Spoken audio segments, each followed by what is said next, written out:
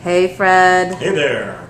Thanks for taking the time to talk to me. You are very welcome. So I wanted you to give a little video chat for our Mindful Paleo 30 audience. Okay. So give everybody a little spiel on what you do and what your gym is all about, and then I just wanted to talk to you about some myths and seeing if you had some myths that you wanted to debunk for our folks. I do right here. Okay. Well, so a little about myself. So, as you know, my name is Fred Hahn, and I'm the author of 2 books.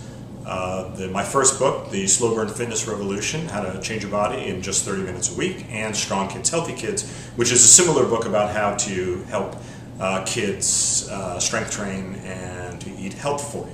I established this business in 1998 in New York City, and I opened up the Montclair facility in almost 2 years ago. And essentially what we do for people is we make exercise safe, time efficient, and extraordinarily effective in just 30 minutes, once or twice a week. So that's kind of a brief overview of what we do, what we do here.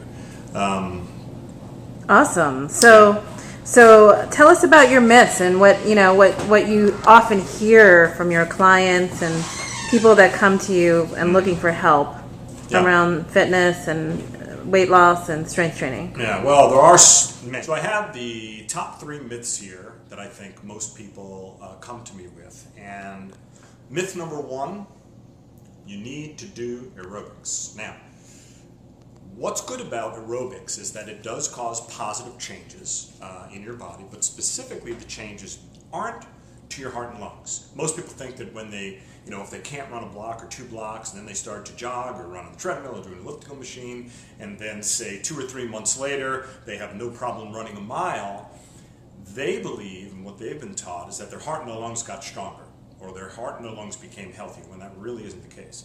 What specifically happens is that you increase the total number of mitochondria, the energy-producing furnaces within your muscles. Strength training, if you do it right, strength training also improves the mitochondria. And there is some good research to show that it can, if you strength train in a very high intensity fashion, the way we do things here, it can increase the total mitochondria equally as when doing aerobic exercise. So you can save yourself from all the joint pounding and the joint grinding of doing aerobics by just strength training, and that will improve your aerobic capacity, your wind, your stamina, your endurance to an equal degree. Cool. Myth number 2, you need to stretch. Now, here's the thing about stretching. Stretching the muscles is thought to increase the elasticity of the muscle, when really what you're doing is you're stretching a joint and pulling a muscle across a joint.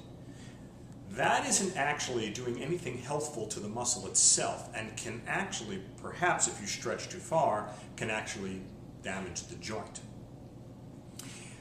Now, a lot of people will say, well, Fred, now hold on one second. I couldn't touch my toes, and then I did a stretching program, and then about 2 months later, I could touch my toes, no problem. So what happened there? And the truth of the matter is, what happened there is that over time, you become tolerant to the discomfort of stretching. So your range of motion increases, not because the viscoelastic properties of the muscle have actually improved, meaning the actual elasticity of the muscle. What actually has changed is your ability to accept the discomfort of the stretch. That's why you can touch your toes after a stretching program, not because you've actually caused anything positive to happen. If you want to be able to move your joints through time and space in the most productive way, the best way to do that is to strengthen your muscles and joints through a proper strength training program, and then you'll be able to do anything that requires flexibility, like say golf or anything else you might do, to a much greater degree. So rather than spend your time stretching, you should spend your time strengthening. And last but not least, myth number 3, and perhaps this is the biggest one of all, and this has a lot to do with the Mindful Paleo program, is myth number 3. Exercise burns a lot of fat.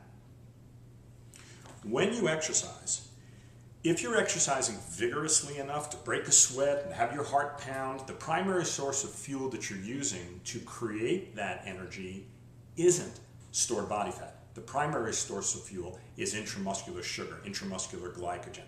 So if you run on the treadmill for an hour and you're sweating, almost all of the energy that you've used to do that is coming from the muscles, the sugar within your muscles. Your stored body fat is almost untouched. You use some, but very, very little. In fact, years ago, a trainer of mine and I tried to look into it, and we discovered that in order to burn 1 single pound of body fat, you would have to run from here to Connecticut and back. And no one's going to do that.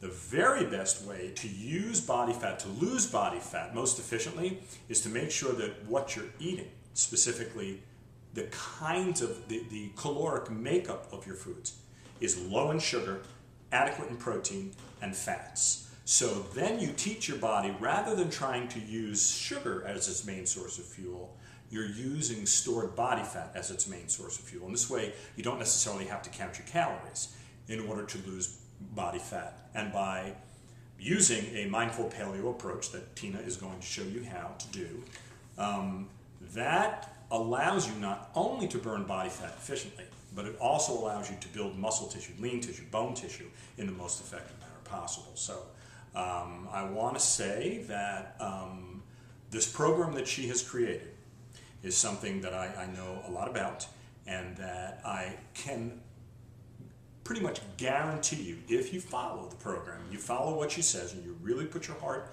and soul into doing it correctly, you are going to experience not only a dramatic change, transformation in your body, but also in how you feel about yourself, both spiritually and emotionally. Awesome. Thank you so much, Fred. Mm-hmm. Any final remarks and advice and encouragement for our Mindful Paleo members? Well, let me just say one thing, and I said this to a client earlier today who was sort of not complaining, but she was a little bit upset about some things in her life, and she wants to make things better. So I said to her, don't be pushed by your past. Be pulled by your future. Nice. Thank you so much, Fred. You're awesome. You're welcome. Thank you.